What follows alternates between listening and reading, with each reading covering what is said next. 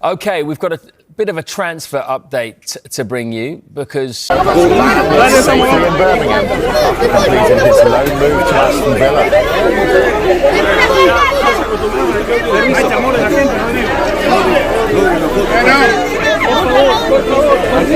One of the top five leagues in the world is amazing feeling for me and a good feat.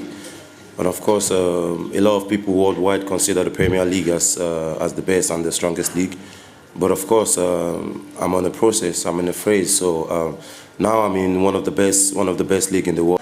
Of course, I'm working so hard to make sure that I achieve my dream in playing, of course, in the Premier League someday. In terms of the two central striking options, not he's a striker or a number 8 or a number 10, I don't think anybody will ever be able to get to the bottom of that debate. But here's what Victor Osimhen has done over the course of the last 5 seasons. You look at those goals there, there's a reason why we talk about him in every single transfer window on Sky Sports News. The last 2 seasons there have been in the Turkish Super League, the previous 3 seasons in Serie A with Napoli. So he's a proven goal scorer. You'd argue that the Turkish Super League isn't anywhere close to what the Premier League is, but you can see his body of work there, very, very impressive last season. They need their strikers fully fit, and with the issues suffered over recent seasons, they don't want to be signing a player who's not going to be available for every match. But that's how Osimhen stacks up against the forwards. I think Manchester United done a business early on, and it kind of gets forgotten about when you do it so early, which I don't know, it's probably not a good thing when the fans, because they're expectant on more signings and it's gone pretty quiet. But Yuri Tielemans is a solid signing, really, really good signing.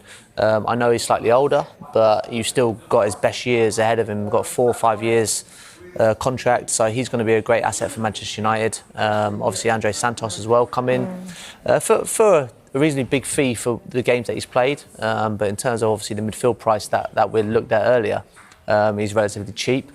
But yeah, they need more. I would like to see Manchester United go for Osimhen as well. Yeah. Go for a statement signing. They need some more firepower. I mean, Sesko done okay last year, and he looks like he's going to build and get better and better.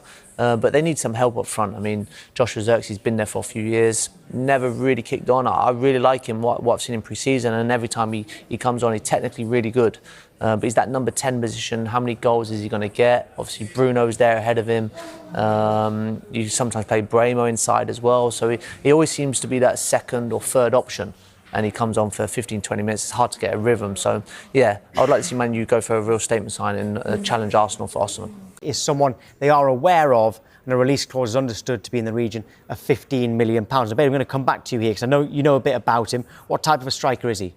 Well, I think firstly Manchester United need goals, and I know we're going to speak about that. I think a lot of people are going to say 15.6 million release clause, maybe he's not that great a striker, and he's 27 years old. But in terms of the player profile, he's actually a very well-rounded striker. He can drops in deep, can connect play with the wingers, can drop the ball into midfield, can run beyond. That's probably not his best sort of asset. But then in and around the penalty area, he can pick the ball up, feint and take someone on. He can also be a poacher at the back post, and added to all of that, he himself, and this is but that definitely speaks to the fact that he's very, very well-rounded. And so for £15.6 million, it feels like the style of player matches quite well with what Maypag wants. The finishing as well that you outlined, it's the tap-ins, the long-range shots, it's the ability to put the ball in the back of the net in various ways. And obviously, Manchester United have suffered from giving players contracts based on purple patches, and the worry will be, is this a purple patch? But like you said, the release clause is just so enticing that a big club is going to take up that option, because when it comes to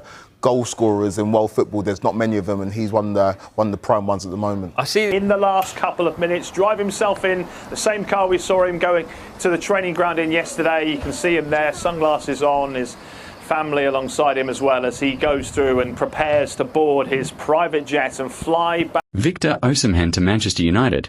The transfer speculation surrounding the Nigerian striker is once again generating huge excitement among Red Devil supporters, with reports linking the prolific forward with a possible move to Old Trafford. Osimhen has developed into one of Europe's most feared strikers, combining explosive pace, tremendous physical strength, intelligent movement, and a natural instinct for scoring goals. His performances for Galatasaray have continued to attract attention, and his reputation as a top-level goalscorer makes him an obvious name for clubs looking to strengthen their attack. For Manchester United, the potential move is particularly interesting. The Red Devils have been searching for greater consistency and firepower in front of goal, and a striker with Osimhen's qualities could provide another dangerous attacking option. His ability to stretch defences with his pace while also competing physically with defenders could add an entirely different dimension to United's attack. However, signing Osimhen would be far from straightforward. His transfer fee could be enormous, while his wages and contract situation could also create significant challenges. Manchester United would potentially face strong competition from other European giants, with Arsenal and other clubs reportedly monitoring the situation as well. That leaves one major question. Could United actually win the race for Osimhen? At this stage, supporters should treat the reports as transfer speculation rather than a confirmed deal. Until Manchester United or the players' representatives provide official confirmation, there is no guarantee that Osimhen will be wearing the famous red shirt. Nevertheless, the possibility alone is enough to excite United fans.